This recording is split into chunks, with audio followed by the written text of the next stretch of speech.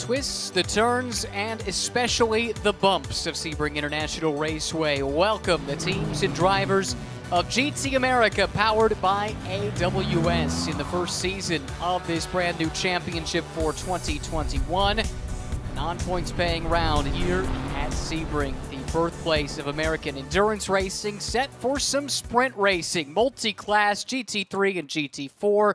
Single driver format, 40 minutes on the clock. And Calvin, this is a throwback to days gone by, very similar to the racing that fans would have seen if they came out the last time this series was here in Sebring back in 2009. Yeah, some 12 years have passed since we were last visiting this iconic race circuit, but multi-class racing, this is going to be a fun one. No championship points on the line, so people are going to be going for it without any consequences to the big picture. A multitude of really cool race cars. GT3 machinery is a GT2 car out there, and that GT4 battle hasn't disappointed all season long. Let's take a look at those bumps firsthand with our Porsche track preview, courtesy of Jan Halen and Wright Motorsports. Hi, my name is Jan Halen with the Porsche track preview here at Sebring International Raceway. Onto the front stretch here at a bumpy Sebring racetrack. Into turn 1, 5th gear, high-speed corner, quick step on the brake, 4th gear, back to power, using up all that track here on the exit, trying not to drop a wheel in the dirt. Into turn 3, down the 2nd gear, left, right, left, into turn 5. Very low grip here at the start of the weekend. Big corner here, big exit onto that back stretch. And then into turn 7, which is one of the slowest corners on the track, 45 mile an hour, so a great opportunity to make some moves. Braking deep here at the 300, down the 1st gear, good apex there, and then back to power, through the S's and into turn 10. Turn 10 again, a hard brake zone, into 2nd gear, and a very bumpy braking here. Hard on the brakes, down the 2nd, and then back to power in this into this long left-hander, really fun corner. Flat out, 3rd, 4th, and then into a tricky brake zone, braking and turning at the same time. Into tower here, using up all that exit, 2nd, 3rd, and then into Bishop, which is one of the quickest corners on the track. 5th gear, flat out, and then into the brake zone for 15.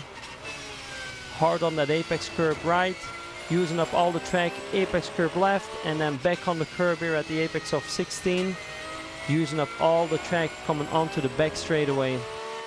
One of the most important corners on the track, long straightaway following that turn 16, and then into 17, super fun corner, very bumpy on entry and exit, late on the brakes here, close to the end of the wall. Very bumpy here under the bridge, as you can see, and then back to power, trying to run up as close as you can to that exit wall and back onto the front straightaway. Just a fantastic track, 17 corners long, a shade over 3.5 miles around Sebring International Raceway, and oh, what history has taken place here over the years. You look at some of the great names that have raced and won here at Sebring, and each and every one of these drivers is aware of that little piece of history and their opportunity to be a part of it here today. Rodrigo Salas in Compass Racing being held at the end of the pit lane. This is not a car that we typically seen this year in GT America, powered by AWS competition, but for Rodrigo, a chance to get some extra track time to help their case in GT World Challenge America. They signed him up, and we'll hopefully get an answer to what's going on with him there at the end of the pit lane in a few moments. The starting missed the cutoff in terms of getting to the grid. That's very possible. Starting grid rolling by on the screen. Memo Gidley for TKO Motorsports, and that Bentley Continental GT3 will start on pole. Rodrigo Salas was due to start alongside. That will promote Jason Harward to the outside of the front row. Then Jeff Burton for Rearview Racing. Jason Daskalos from Daskalos Motorsports is back. That rounds out the GT3 cars in the field. Elias Sabo running the lone GT2 spec car. It's great to have him and that car back after a big crash earlier in the year. They were able to find a spare chassis, been doing some testing to get it ready to go, and that car makes its debut this weekend. Sean Quinlan and Jason Bell, the top two in the point standings. Again, no points on the line in GT4 or in GT3 for that matter here for GT America. We'll explain why in a few moments, but those two find each other once again. Fastest two qualifiers out of the GT4 field. Then Scott Noble and Ross Schwest making up row 2. Chris Cognazzi, Gray Newell, row 3. Christopher Gumprecht and Alan Stad in row 4. Paul Keebler, Adam Adelson starting 9th and 10th. Matt Rivard qualified 11th. Two cars that did not set times in qualifying, and we'll look to see if they made the grid or not. Andy Wilczok from Flying Lizard Motorsports and Samir Gandhi in the Carbon by Paragon Racing GT4 spec Audi. We'll keep an eye out for them. I do think that's Wilczok there at the back, so that's good news there. But I'm not seeing the Gandhi. Yes. And we'll have to see if we can get an update on that. Well, we've seen some great racing throughout the day, Calvin, in various other classes, and now you throw in the mixed class nature of GT America. I'm excited to see what the next 40 minutes has in store for us. Should be a fun one. There's some really interesting battles to look forward to, particularly in that GT4 class. Sean Quinlan on the GT4 pole, but only a couple of tenths up on Jason Bell, who's got a ton of confidence right now, having swept the weekend at Watkins Glen. Scott Noble in the Noble Sport car, Ross West, not that far behind. So if those drivers, and there's a bunch of them, Cagnazzi and Newell and Gumprecht, all just nipping at their heels lap time wise, it could be a battle of 5 or 6 cars there for the GT4 win. And up front, great to see Memo back, had a strong run at Road America, got wrapped up in that incident in race 2, but runner-up finish in race 1, and just really a testimony to the grit and determination that he has to get back in a race car this late in his career.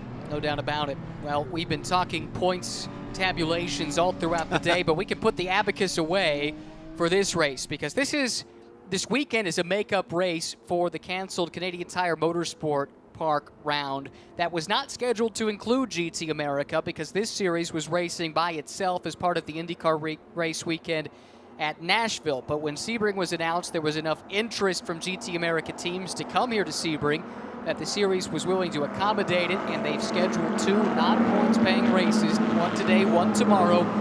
We're about to kick off the first one of the weekend right now. Here comes the field through Sunset Bend. Mabel Gidley in the Bentley will lead the field to the green flag. Andy Wilczok starting towards the back, and again, Rodrigo Salas, who was qualified second, unable to take the start with the rest of this field as the green flag flies. Mamo Gidley with a great start. Jason Harward will be second overall. It's side-by-side for third with Burton and Daskalos into turn 1. Daskalos there elbowing his way through on Jeff Burton as they head down towards Christensen Corner. Daskalos has the inside line. Great move by Jason, the series veteran who was here the last time the series raced at Sebring back in 2009. One of just a handful of drivers who can say that here this weekend, but it was a much different car he was driving back then. Argy-bargy there between Jason Bell and maybe Ross West, I think it was, coming off of turn 5. That was for second at GT4, if I'm not mistaken. Daskalos looking hungry early. He got around Burton, now putting the pressure on Harward. This is for second overall. We'll look for that GT4 battle. There's Sean Quinlan from the pole. Jason Bell has now settled into that second position, but it's a big battle there for a while. You're right, it was Ross West in the second Aston Martin to come through this picture. That was door-to-door with Jason Bell just a few moments ago. What a debut weekend it was for Ross with this team. It was a brand new team 2 weekends ago at Watkins Glen. They've been operating out of a rented airplane hangar down here in Florida ever since, getting this car prepped and ready to go. He had a couple of podiums to start off his tenure with this brand new team, 3R Povolito Racing, and he's in podium contention once again early in race 1 of the weekend here. Everyone now settling in. So Sean Quinlan, the GT4 pole sitter, has had a similar start to Mamo Gidley has up front in terms of nice start, gapping the rest of the pack. But now Jason Bell has got back in his groove here. He's cleared Schwest by a few car lengths now. Now he can just focus forward. Talking to him this weekend, he just said, big monkey off his back in terms of getting those wins at Watkins Glen. He's come so close on a number of occasions, and finally he's able to execute and survive the pressure of being in that lead position and bring it home. And I think that will change him. I think that will really take him to the next level. Similar story in some respects for Jeff Burton. He had a couple of class wins at Nashville, but he won overall in that second race at Watkins Glen and did so in an impressive fashion. He's dropped back a little bit here, but as I recall, he did that in that race too, and then raced his way forward. That's the number 191 Lamborghini, chasing down Jason Daskalos after losing that spot a few moments ago, trying to get it back. Jeff Burton and Jason Daskalos here through Big Bend at Sebring. Yeah, the Reardon Racing team really trying to come to grips with this Sebring racetrack. Hadn't run here before Thursday. And reading the comments from Jeff in their press release, he said, I just can't believe how much the car bounces around this place. So he's a driver on debut here and just trying to come to terms with it. It's a big adjustment, and once you do, you just gradually come to love this circuit and the characteristics that it has. Elias Sabo back in the field. Great to see him after the big crash at Nashville that cost him one of these Audi R8 LMS GT2 chassis, and he has had to miss the Elkhart Lake round as well as the Watkins Glen round previously this season as a consequence, but they got this replacement car. He's been doing some testing.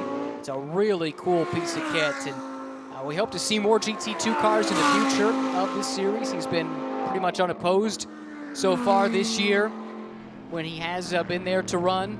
But it's a cool car, a neat concept, high horsepower, low downforce. It really is, as Burton takes a little peek inside Daskalos there into turn 16. But you're right, the GT2 cars are absolute monsters.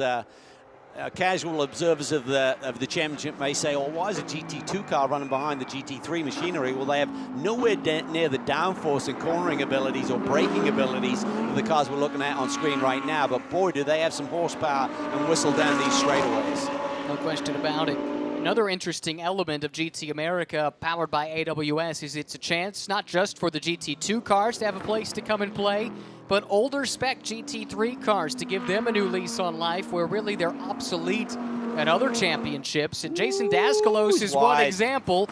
Opens the door there in that older Audi, and that lets Burton slot through. That was nice from Jeff Burton, able to make that pass cleanly and easily. That just really showcases how difficult turn one is to hit your marks through there. You can't see through the corner. You just got to turn in at the right point. If you miss it a little bit, you're at such high speed. Racetrack's a little bit dirty now, dusty on that outside line, and then you just have to get out of it. Otherwise, you're worried about hitting those bumps on the exit at the wrong angle and going for a big ride.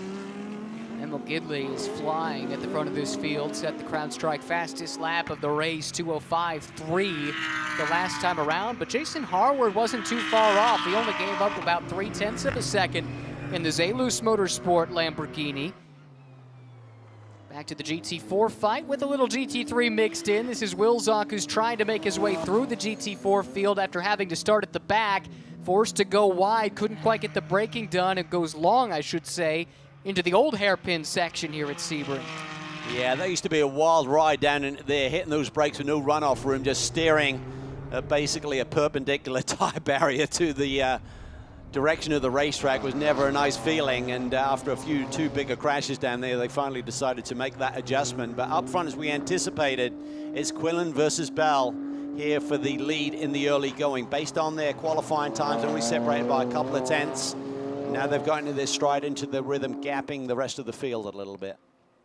And these two have driven to the front, not just in this race, but in the championship as well. Consistently among the fastest. They've put in some great runs throughout the course of the year. Rob Holland has been in the mix. Alex Welch has been in the mix at various times. Neither of those two are here this weekend, but again, it's an on-points paying weekend, so they don't lose anything from not running here. But really, I think it's safe to say Quinlan and Bell have been consistently the class of the GT4 field. They have, and we talk about it often now in terms of watching some of these drivers in their third or fourth year in the championship and how they've evolved, how they've progressed, how they've developed to the point that they're comfortable running up front, they're comfortable with that pressure. Quinlan got there a little bit sooner than Jason has, but certainly this season, Jason has now got a car underneath him that he's more comfortable with in the Aston Martin chassis. Andrew Davis continues to be his teammate in the Sprint X competition. Great team, of course, so the consistency is there. They've just got the final piece of the puzzle in that Aston Martin, and Jason is performing well. Let's see if Wilczek can get it done on the second time of asking after going wide half a lap ago. into the hairpin. Kind of a fun story here. Darren Law looks over Flying Lizard Motorsports, a great driver in his own right, and he put that to use earlier this weekend during one of the test days when you're not restricted to having to use your nominated driver out on the racetrack, and they wanted a baseline on this car, so they stuck Darren in it, and he turned some laps and was able to provide some direction on which way to go from a setup perspective, and it's paying dividends. Andy's been fast this weekend, just didn't get to turn a lap in qualifying. Not quite sure what the problem was there, but as you can see, the car is moving around quite nicely, and we'll see if he can recover from having to start at the back of the field. Yeah, it's certainly been an interesting season for Andy Wilczek. Got that win. He's had a couple of wins, but he had that win at Road America in that shortened race. Then he had an all-star crew on board for the Watkins Glen weekend with Flying Lizard having multiple programs running around the country. So they brought in Rick Mayer from Risi Competizione to engineer the car. Nathan Bonneau from Real Time Racing was brought in to kind of help steer the whole organization that weekend. So it's been a fun season for those guys. And we saw this car forced to start from the pit lane, and the word we've received is that they changed tires on the grid, which you cannot do and maintain your starting spot. So not sure if they saw something they didn't like or what the deal was, but it's been a nice recovery already from Rodrigo Salas, who has gone through the GT4 field. He's now caught, or just about caught, Elias Sabo in the GT2 spec car. And he finds himself about 12 seconds from catching the back of the rest of the GT3 field, where Daskalos runs right there with Jeff Burton. Yeah, and he's got a lot of time to play with here, so even without a yellow and a reset and the compression of the field, he's got the speed in hand. He's running the second fastest laps of anyone in this race behind Mamo Gidley. So Gidley's fast lap at 2:04.2. Salas has run a low 2:05, and everyone else in the 6s and 7s. So he's got about a second to 2 seconds time advantage over the rest of the field that he's going to try and chase down here with a ton of time to work with. It's one of the beauties of this series, because whether you're driving a GT3 car or a GT4 car, you can use this as a chance to get some extra seat time, learn the track, and have some fun racing as well to help towards what in most cases is the main focus, Pirelli GT4 America or Fanatec GT World Challenge America, powered by AWS. Gray Newell looking aggressive here, and the car he's approaching appears to have some damage off the back. That is Chris Gumprecht in the Rentec Mercedes. Just dragging a little bit of that diffuser maybe there on the left side. So he's had an off-course excursion, just sometimes on the backside of these curbs, it'll just kind of grab that under tray, that little piece of aerodynamic Venturi effect that they have on the back of some of these cars, and torn it a little bit. So probably not helping his cause any, but Gray Newell really had a coming out party at the last rounds at Watkins Glen, had a runner-up finish and a win in a Sprintex Pro-Am competition with Ian James, who's essentially his mentor and the team leader for this Heart of Racing team that Gray's father Gabe is actively involved with, of course, with his support. But nice young man, and really learning the ropes. I mean, Ian James was very high on his ability in terms of his raw pace, but he had to learn races, and that's what he's done so far this year to good effect. He gets in side-by-side racing situations, doesn't panic, doesn't make the wrong move, and that's encouraging to see. Finished second in race one of the weekend in the single driver format as well, so it was a really good weekend for Gray Newell. And talking to Ian James in the paddock earlier, he said that Gray's on cloud nine, and he told him, you know, enjoy it. These are hard to win, and you've won in your first season. It's not an easy thing to do.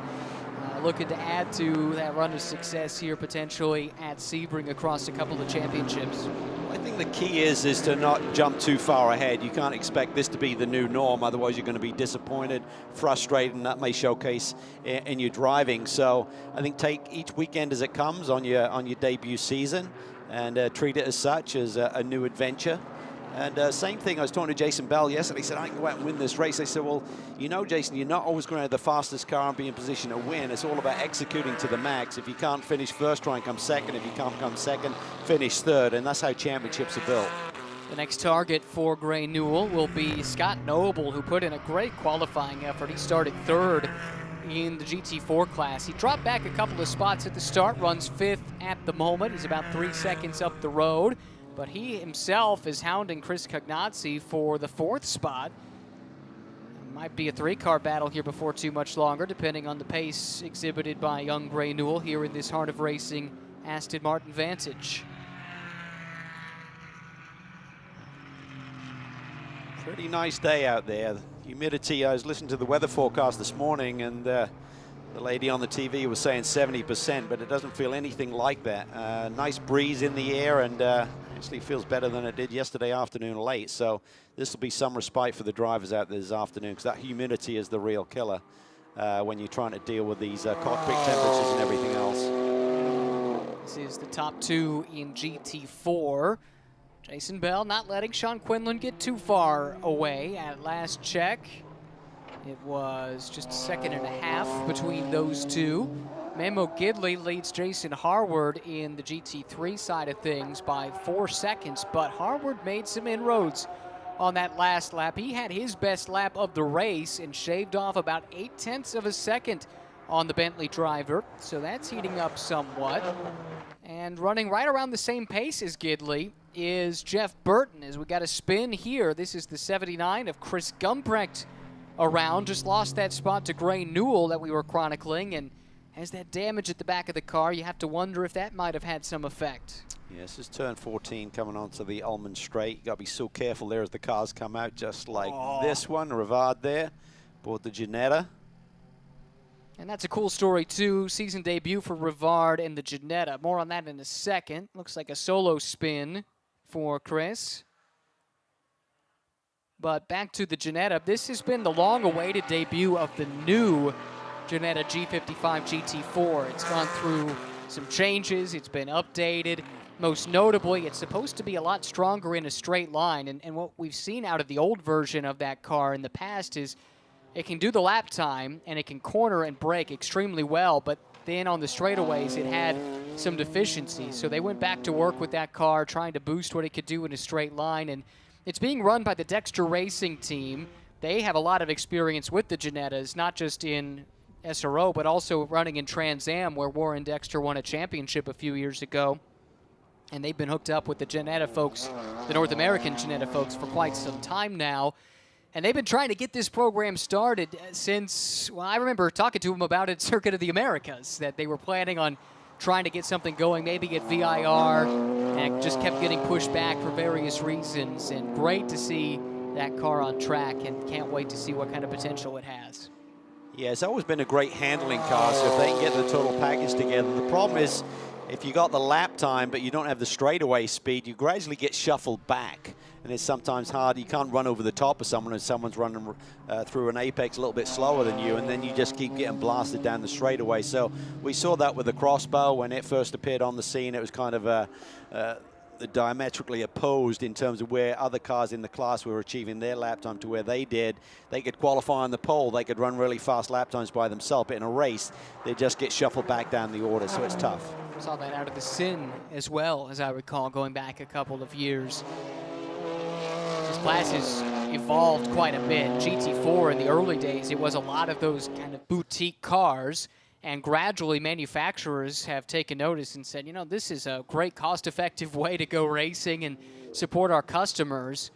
And we've seen big-time brands like BMW and Mercedes and Porsche and McLaren, Ford, Chevrolet, you name it, Aston Martin, so many of them involved in it, and it has just grown and grown. The explosion of GT4 across the world is really remarkable. Well, I think it just hits a really good cost point in terms of the running budgets. They're fun cars to drive. They've provided awesome competitive racing.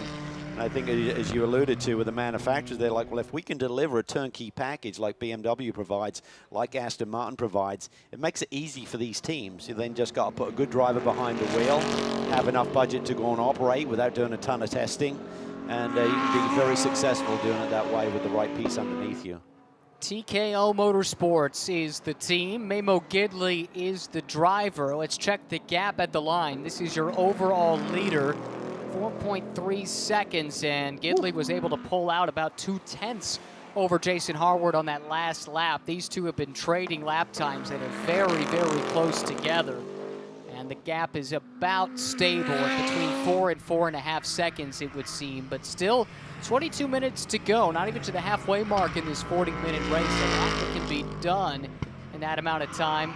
And you see Burton and Daskalos all running similar times to this, and don't sleep on Rodrigo Salas either. He keeps rattling off fast laps after fast lap.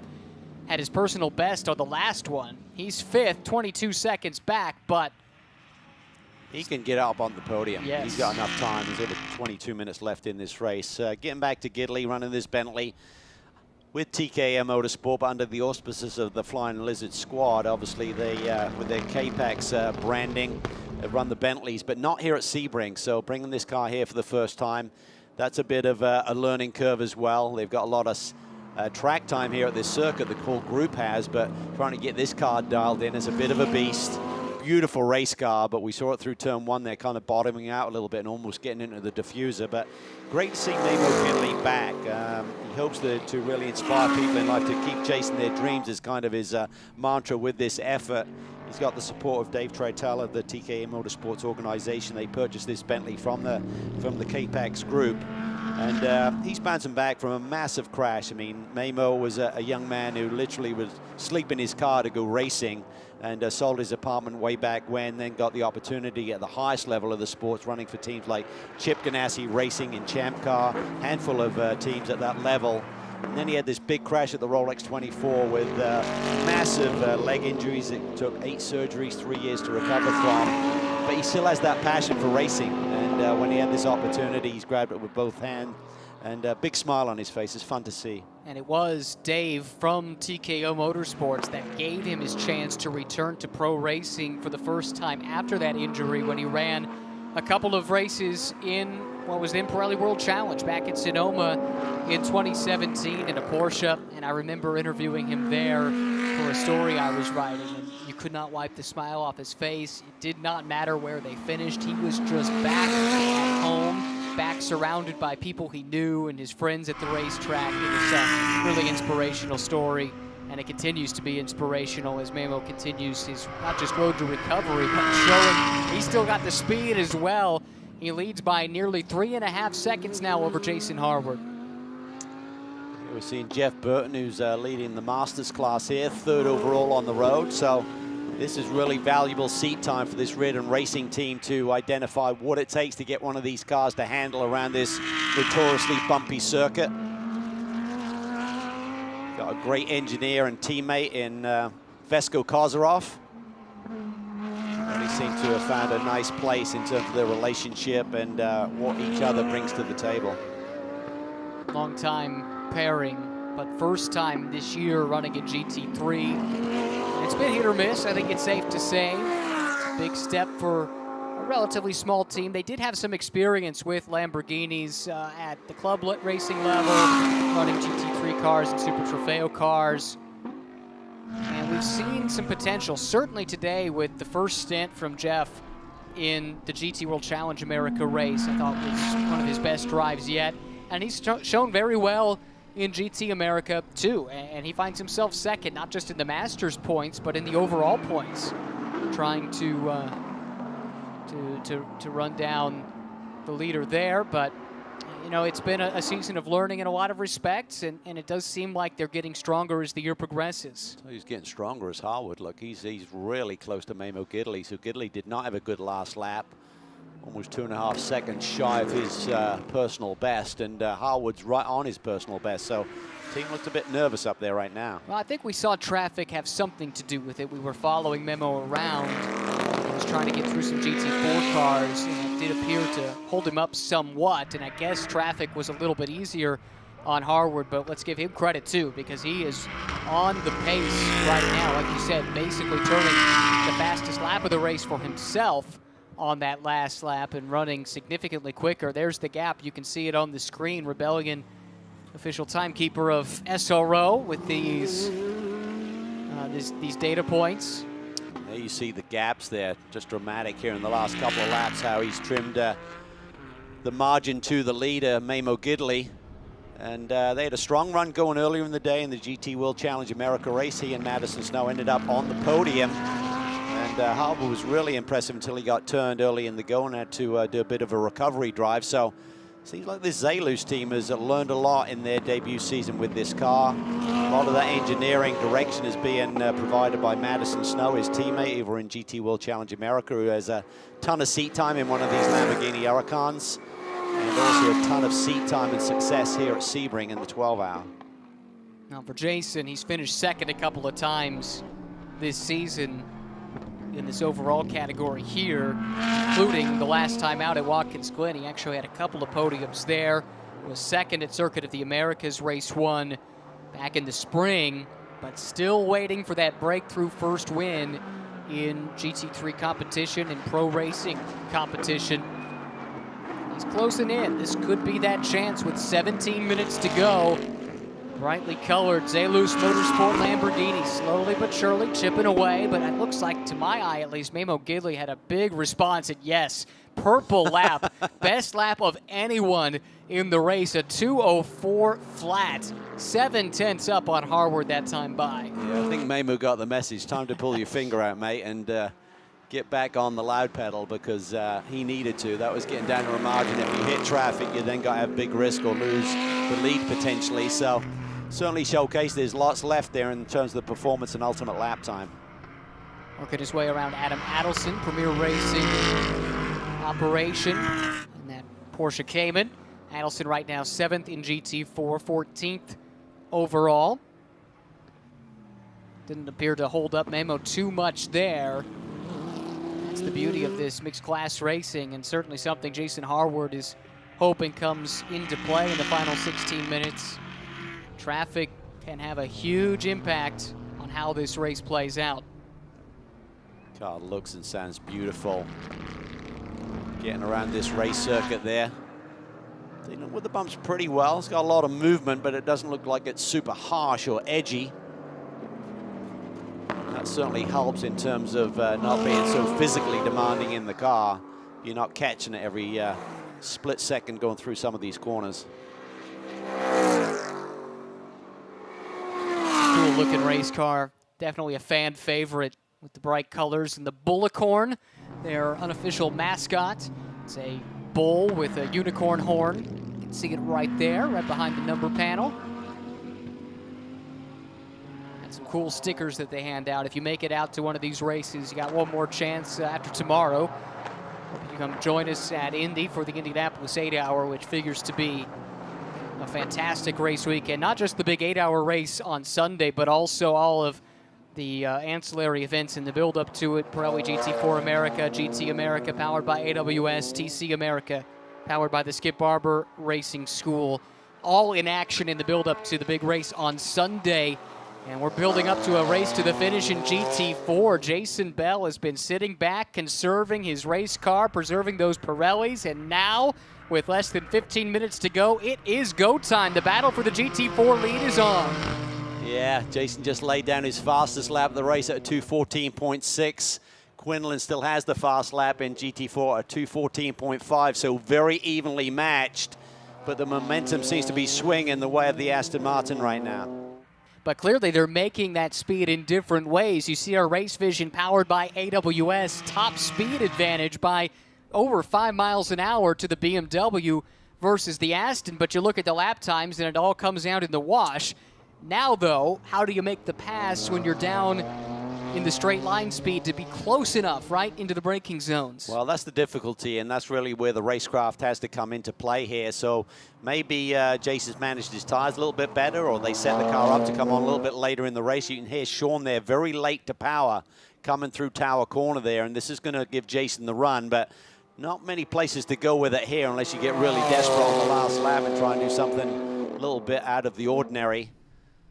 But typically you're trying to set him up through this corner that's coming up, turn 16, which is this next right-hander. Look at him running out wide. He's going to try and then get his arms straight, hands straight, get on the power earlier, pick up that draft. So even if you're about 4 or 5 miles an hour down in ultimate pace, you pick up a draft here, then the key is not overheating the engine and taking any of the timing out of it, which will diminish some of the performance. So that's the battle, that's the conundrum then. You want to tuck right up behind someone, but those temperatures are going to soar in a heartbeat. I saw the overall leaders come out of turn 16 in the back of the picture just a few moments ago. They may have some impact on how this race plays out. Top two in GT4 locked together. The GT3 leader right behind, that big lumbering Bentley powering down the front straightaway with Jason Harward giving chase. Looks like Gidley's spread that margin pretty quickly here. Is now back up to over 4 seconds as Harwood's having to encounter some traffic. Here we see Quinlan now very much on the defense. He can feel, he can see Jason Bell right there. Spoke to Jason about his experience at this racetrack. He lives relatively close up in the Tampa area. He said, yes, my local track, I've had a ton of track time. He said, ironically, most of it is in junior single-seater cars. So back in his early career before he switched to GT racing. So he said, that's one of the things I'm having to adjust to, is not to roll too much speed and ask too much of this race car from when I drove here previously. And Jason's a guy who does have that racing background early in his life, did a lot of karting and some junior single-seaters, like he said, and then ended up with a successful business career that has allowed him to get back into motorsports. And what a improvement we've seen from him over the last couple of seasons. And I have to say, you can point to picking up Andrew Davis, his driver, coach, and co-driver, as a big tipping point in his development. And it's just really, if he can just adapt some of Andrew's qualities in terms of not only the driving, but his mental approach to the game. That's what you're looking for. It's not so much just teaching someone how to hit the loud pedal and go fast on a lap time. It's just the whole mental approach to the game as well is equally significant in terms of getting the results. And that's where we've seen the biggest growth from Jason. The speed has not been a problem, but the consistency is something he's been seeking. Handling the pressure. He talked after his wins at Watkins Glen about exercising demons after giving up a win late at Road America and the bounce back that he had. Look at the racecraft here popping out, trying to get the slipstream off of the GT3 Lamborghini, just not close enough. Straight line speed of the BMW is showing its value yet again. This is where you've just mentally got to be calm about it. It's the BMW, they got a different power stick for this race, going to give them a little bit more power to what they had at Watkins Glen, but they've also had a little bit of weight added to them, so it should balance itself out in terms of the long green flag run, in terms of having more tire degradation potentially, even though it's only a short race at 40 minutes. So Jason's just got to not get frustrated by seeing that BMW drive away from him down the straightaways and just really factor out in this chess match here, where do I make the move? Where is the critical move going to come? When is it going to come? Well, at the end of the straightaway, that's the obvious place to try and make the pass. But if you rule that out based on what we've been talking about, where can you spring a surprise on somebody through some of these slower corners? Well, it might take a little slip. I mean, if they're both running consistent lap times, even though Sean may be a little bit slower through some of the twisty stuff than Jason, tough to make anything happen with that. So it's going to take pressuring Sean, trying to force Sean into an error, which he doesn't make very many of these days. So it could be tough. I mean, ideally, you'd love to see a little bit of traffic come into play. Some of the slower GT4 cars come back to these leaders and create a little bit of a stumbling block for Sean Quinlan potentially. So it may take a bit of a move. It depends. How much do you want to put it on the line? No championship points to think about, no big picture. It's all about the glory of grabbing another win, and I think Jason may have a go at it somewhere here. Through this sector here, it's risky. You need to be closer. So he's just got to factor that in. Like right there, you can hear him get on the power so much sooner than Sean Quinlan. The car is hooked up.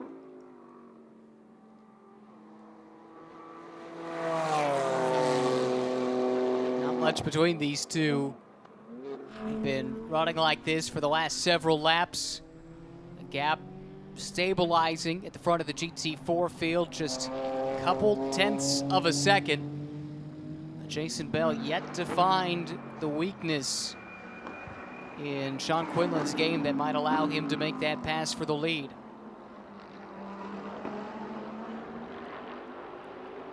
This car looks a little bit better. Jason has been adopting a slightly tighter line through here underneath the bridge. See him there, tuck it a little bit closer to the wall. Saw that with Jordan Pepper earlier in the GT World Challenge America race as well, and it seemed to be pretty effective there. When you run through the middle to the exit, you're on the bumps and the car's getting away from you, trying to get it back under control.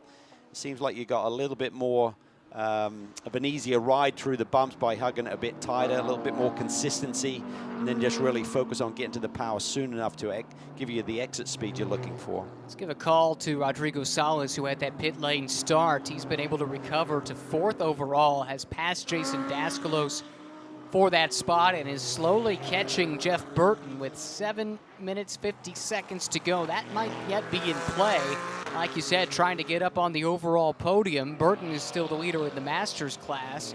Wilczek has made his way through the GT4 field after having to start at the back of the grid himself. Roche West here, still holding down the final podium spot in GT4, but being chased here by Noble. He's not letting him get away. Gap last time across the stripe was 9/10, looks to be closer still. And this is the NOLA Sport team that we saw clinch a championship in Pirelli GT4 America earlier today. Matt Travis and Jason Hart, their long-awaited Pro-Am title in that series. NOLA Sport very busy running a couple of different cars over there, and then this car here in GT America powered by AWS, the green Porsche Cayman. Noble's car looks good.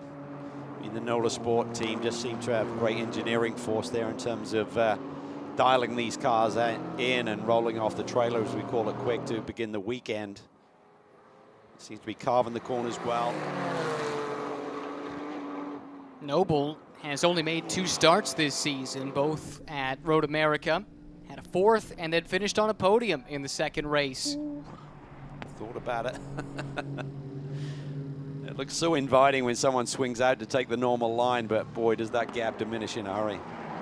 This is the fight for the final podium position in GT4.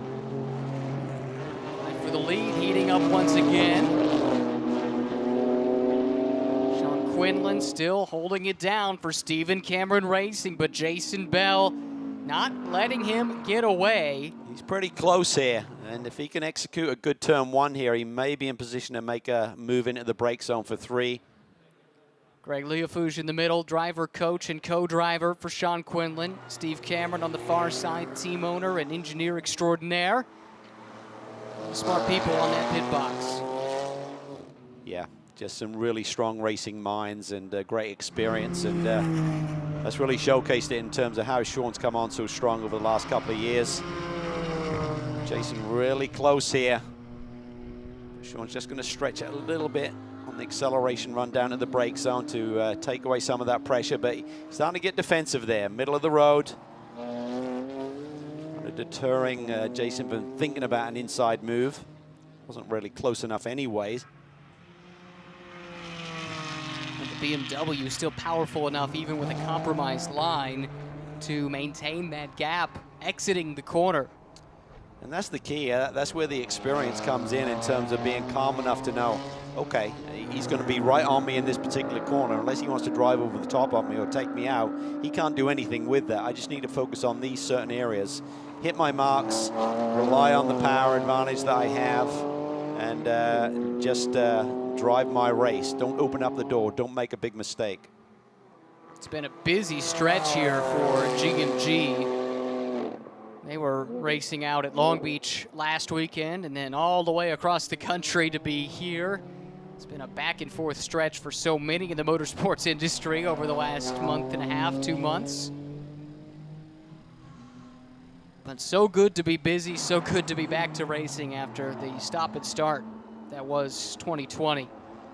And I think in some ways it's been revitalizing for a lot of people in the paddock. The amount of smiles I see this year relative to years past, you know, when it all gets taken away, albeit temporarily, it makes you realize just what you're missing. And found the paddock to be a very happy place to be over the course of this season. Well, I think last year there was just so much uncertainty with the stop and start nature to the season with the COVID situation affecting everyone on a global scale, but certainly the racing communities. Oh, Quinlan there, really slow. Really compromised his exit speed through that corner, and that's allowed Jason to be closer than he ever has. So he can just nail this, just really focus on getting on that power a little bit sooner, being through this curving stretch down towards the brake zone, so maybe you could think about a move. Keep an eye on that white Aston Martin with the stars and stripes on the roof. This is as close as Jason Bell has been. Well, we take a peek up the inside. Still not close enough. Sean Quinlan not giving an inch. Is he thinking there's not an opportunity, or is he thinking I've got a place to do it? I don't want to show my hand too early. I think he's going to go for it some way. He's going to send it. Well, you bring a good point up, though, Calvin, because just because you make the pass, given the strength of the BMW in a straight line, there's no guarantee you keep it after you make it. So you have to be strategic in that sense as well. You do, but time is running out quickly here. So if he's got something up his sleeve, he needs to show it pretty quick. Emil Gidley continuing to lead overall, 3.5 seconds over Jason Harward, who has been chipping away ever so slightly over the last few laps, but every time Gidley's been challenged, he's had an answer. Replay of a scary moment here for Gray Newell. Looked like some damage to the hood. It pops up. Oh, and then Elias Sabo having to go off track in order to avoid it. That debris still on the race course, I think, with just under 2 minutes remaining. So now it's definitely go time if you're Jason Bell. You don't want to have your last best chance taken away by a full course yellow. Just curious to know why Quinlan was so compromising with his line through turn 1 on that previous lap. So it really gave Jason an opportunity. See what they do on this next tour through there as we see that debris still sitting. That's on turn 8. Well, this is where Quinlan had that issue the last time, whatever it was that cost him some time here in turn 1. Calvin, let's take a look at what he does this time through. Turns in with big speed. Jason really roll speed through there, so he's definitely quicker through that sector. So maybe Sean's just not feeling comfortable with the car through there and is just trying to feel it out, not make that critical error, as we said. Just trying to be a little bit more conservative and consistent versus throwing it in there. But you can see Jason's really close once again. Just through that acceleration phase, that BMW just gaps you enough to deter you of thinking, boy, I'm close enough to make a move here. Rodrigo Salas, by the way, has caught Jeff Burton. That is for 3rd overall. Final step of the podium up for grabs there. It's just a half a second between those two. This, though, is for the lead in GT4 with Sean Quinlan. He's answered every question that Jason Bell has lobbed his way so far. I think the good news for Jason Bell is I don't think Gidley's going to get the checkered flag this go-round. He's now going into 17 with about 20 seconds on the board. So I think there's going to be another lap and a half for these drivers to try and duke it out.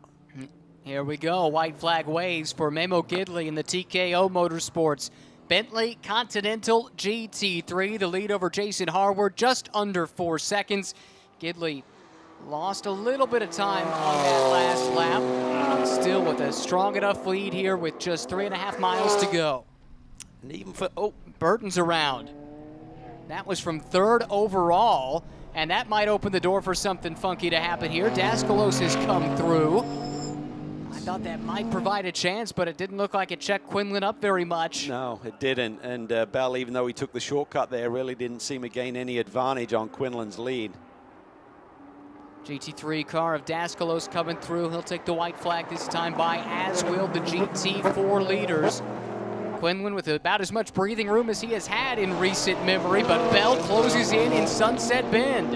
He's quick through there. He's got another run. What will Quinlan do with his approach to turn 1 this time?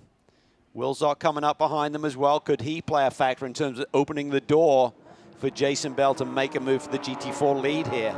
The white flag waved above the battle for the GT4 lead. Sean Quinlan trying to keep Jason Bell at bay. Here comes the GT3 car of Andy Wilczok. He might yet factor into this GT4 equation before it's all said and done. He should be able to wind his way around the outside of these guys through this bending straightaway right there. Don't think it's going to play a factor, unfortunately, for Jason Bell.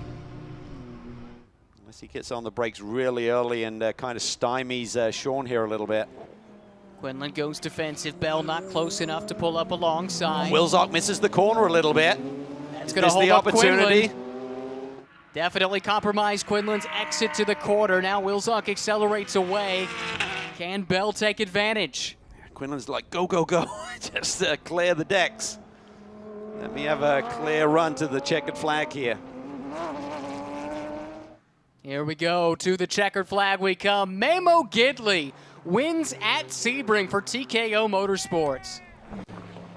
This will be an emotional win, I think, for him. I mean, he's had so many victories in his career, but it's been a long, long time. You're right. Back to the GT4 battle. Sean Quinlan still holding down the advantage in that class through Bishop. Turn 15, which leads to turn 16, of course. Then the long run down the Oldman Straight. One last chance for the Aston Martin. That'll be in that braking zone for turn 17, where that car is so fast. We've seen him make up some ground, but can he get up alongside? Yeah, it's just where the advantage is for the BMW, so it gives Sean the comfort going into the brake zone. He doesn't have to get defensive, just really focus here. Jason's going to probably run that shallower line, but I don't think he's close enough to do anything with it. Jason Bell not close enough. It doesn't pay points, but it's still the 7th win of the season. Sean Quinlan holds off Jason Bell and claims victory for BMW and Stephen Cameron Racing at Sebring International Raceway. Just didn't put the big foot wrong. Couple of little slips, couple of little moments, but nothing big enough to allow Jason to make the move for the lead. A lot of respect between those two. They've been dueling it out all season long. Salas, yes, up to 3rd there at the end. That's a great drive after having to start from the pit lane. CrowdStrike fastest lap to Memo Gidley, 2:04 flat, and you'll recall we were starting to think that Harward might have something for him. We'd seen that lead shrink and shrink and shrink, and Memo said, you know what, I got a little something left in the tank. Gidley on the pole for tomorrow with Salas alongside. Harwood and Woolsark, I think, on the 2nd row. And in GT4, it's Quinlan by just a whisker over Jason Bell for fastest lap of the day. And Noble not far behind him, just a couple of tenths off. And Gray Newell, despite having issues with the hood there, he put in a pretty fast lap there in the 2:14 bracket to line up on the 2nd row, it looks like. How about Ross Schwest?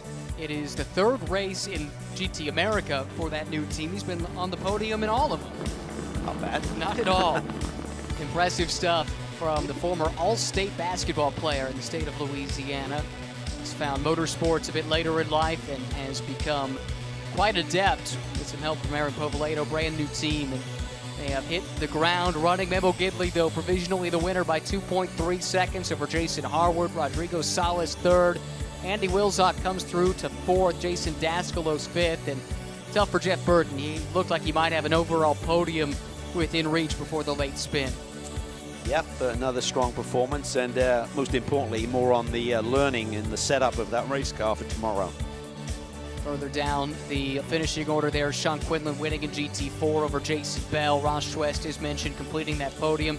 But Noble, very impressive. Chris Cognazzi as well. And Paul Keebler brings home a nice result for Automatic Racing in still one of the first weekends for that team in this championship. Plenty of experience with GT4 Astons elsewhere. Great to see them with a solid run here today.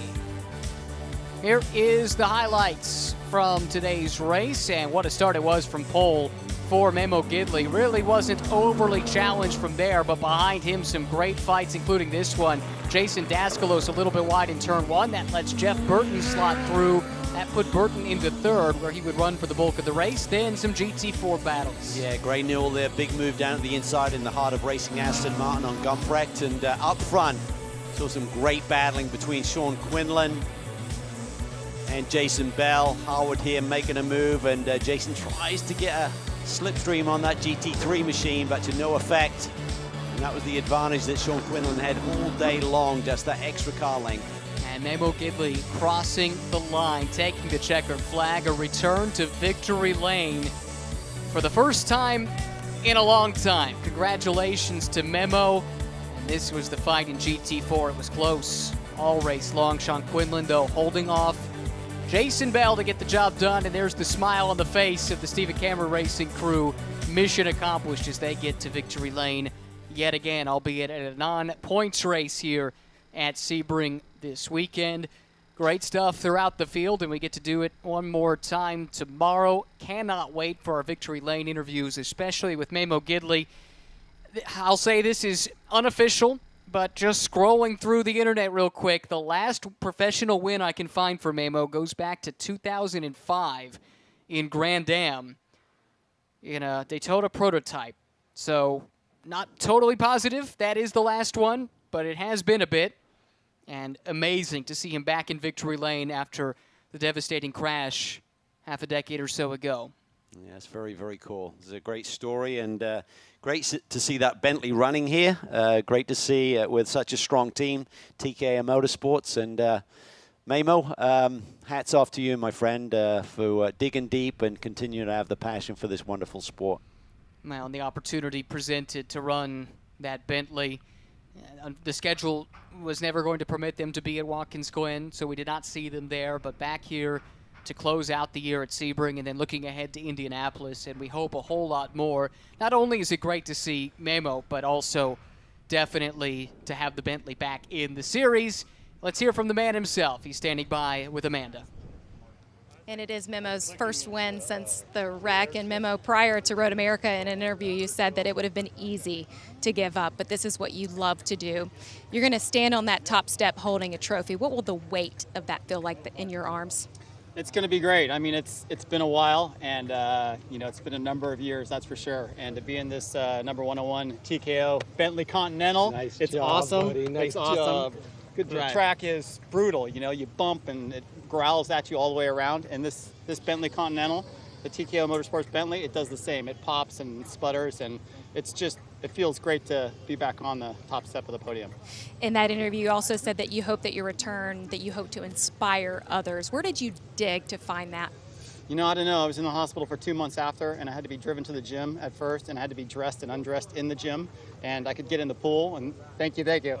And that's, you know, you just have to, I always tell people, you have to let your body know that you plan to use it again. Not hugely, but just a little bit, because even my body, which was pretty good at that point, it shut down really quick. So you can do it, you just got to get out there and make it happen.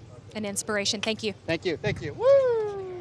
Well, you saw Darren Law come in to give him a hug. Not only is Darren helping to oversee this program, but he was one of Memo's co-drivers in that race when the crash happened in 2014. So he would know firsthand with memories of that day and a lot of emotion, certainly, in victory lane here at Sebring. Such a cool story to see Memo Gidley back on the top step of a podium. Yeah, special day.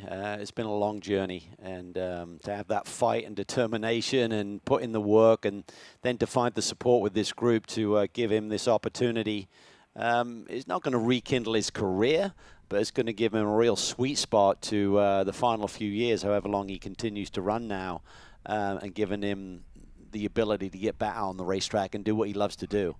So it's unique, and you know, when you saw that incident that day, you were just thinking, you hope he survives, and he has survived, and he's come back to win a race. Yep, survived and thrived. Memo Gidley, a race winner yet again. Down to Amanda once more. Well, Sean Quinlan gave us a lot to talk about between the battle between him and Jason Bell. And Sean, you come in here the points leader, and this race is not for points. It can be for pride, but what else do you gain from an experience like that? Oh, it's a lot of fun. Sebring's one of my favorite racetracks, and then having, you know, the race with Jason was a lot of fun. You know, he was right on my tail, and you know, it's always fun racing Jason. So he had a little trouble getting by, so that was good for I enjoyed that, and you know, we raced right into the checkered flag, so a lot of fun. When you're in those moments, how much are you checking the rearview mirror or looking ahead? A little bit more than I probably should have. I'll admit, but yeah, you know, I was just making sure there wasn't, you know, a move or anything like that. So yeah. Congratulations, Sean. Thanks. Great work by Sean Quinlan, withstanding a lot of pressure there late in the race. Not an easy thing to do. No, certainly not. It'd be easy to throw it all away, and Jason's super consistent. He just kept it there, but couldn't crack the secret to getting through on Sean Quinlan. Great performance by the whole team. Both cars looked to be pretty strong. I think the Aston was handling a little bit better, but certainly the BMW had the speed in the right places to give Sean another win. Really cool stuff there. Throughout this field, we have one more winner to hear from. That is the Masters class winner. Andy Wilczak picked up the win after the late spin from Jeff Burton, and I believe he is with Amanda. Nope, sorry, I'm a little premature there. So we will hear from Andy Wilczak perhaps tomorrow. It looks like the day is done for us here at Sebring. Thanks so much for joining us for a full day of coverage. We look forward to chatting with you again tomorrow at Sebring International Raceway. So long for now.